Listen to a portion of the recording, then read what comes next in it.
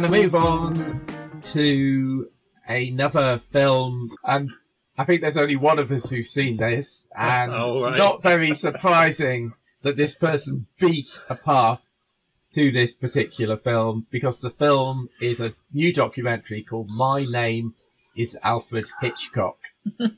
Andy, do you want to introduce that to us? Yes, so this is a Mark Cousins film in which Alfred Hitchcock is still alive and takes us for a journey through his films. My name is Alfred Hitchcock, and before I died, I was the most famous filmmaker in the world.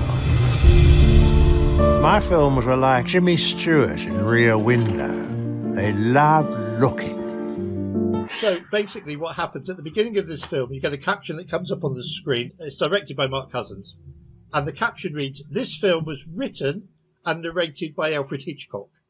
You get to the end of the film 2 hours later, and the caption comes up on the screen, "This film was not written and narrated by Alfred Hitchcock." What Mark Cousins has done is he's imagined that Alfred Hitchcock, who died in 1980, is still alive today and is taking us on a journey through his films. The narrator is Alistair McGowan, and if you didn't know it was him, at times you'd be tempted to think it really was Alfred Hitchcock.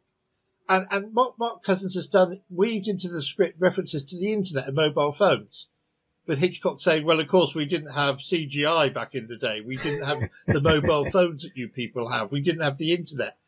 And how that might have changed the way Hitchcock shot certain scenes. You know, his films might have been very different. It's revealing. It's fascinating. As an Alfred Hitchcock fan, I was more than satisfied. And he covers right from literally The Pleasure Garden, 1926, to Family Plot, 1973. Virtually every single Hitchcock film you can imagine. It's just sensational. And I sent Mark Cousins a tweet thanking him, and I got a reply back saying that, you know, my words are very kind and very gracious, and I hope people get a chance to see it. It is in cinemas. If you're a Hitchcock fan like me, you will have bought it, because the only other way to see it online at the moment is to buy it off Amazon. But I thought it was really well worth seeing. Anyone who's interested in Hitchcock or in the history of cinema. And I sat there thinking, would Hitchcock have approved of these words being put in his mouth? And I think he would have. I genuinely think he would have. And it's what I loved best about it was that there's no reference to Hitchcock's personal life. There's very few references to his personal life, to his obsession with blondes, whatever it happens to be. It's just about the films. I shot this way because if I could do it again, I would do it that way, because all the great scenes that you want to see, fabulous. My name is Alfred Hitchcock. Brilliant. Right. I did see a review I think it was in the Times by Kevin Mayer, saying that the Alistair McGowan kind of Hitchcock impersonation was a bit of a gimmick that got tiresome. Would you agree with that, or? No, I don't think so. I think it brings the film to life. I mean, I really thought that if you're going to do a film imagining what Hitchcock would have to say if he was still alive today, do it with the best Hitchcock impersonator you could find. If you close your eyes and just listen, it's Hitchcock talking to you. I didn't have a problem at all.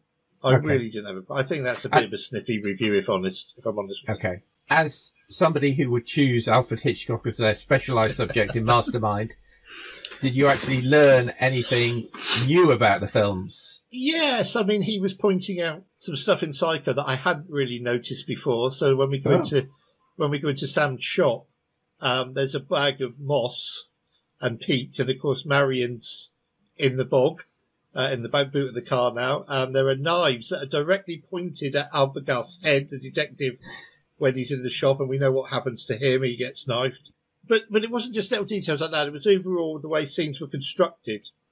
And of course, there's a lot of talk always with Hitchcock about, you know, you can have two people in a restaurant and a bomb goes off.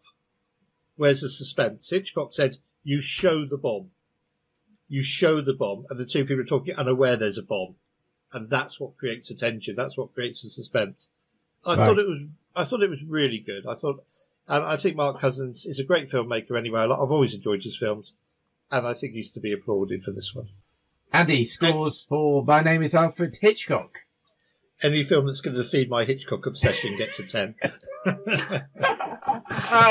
It's going to screw up our end of year scores, no end. But based on Andy's rating, my name is Alfred Hitchcock. Gets a Flickering Dreams score of 10. 10. Making it a... That certainly whetted my appetite to see it. I mean, I don't think it's on in any cinemas where I am. It's on in a few select ones. I had a look, Bob. Is it like a Curzon release or something? It's on in a few Curzon cinemas, certainly in my area, in the London area, showing it. So look out for it.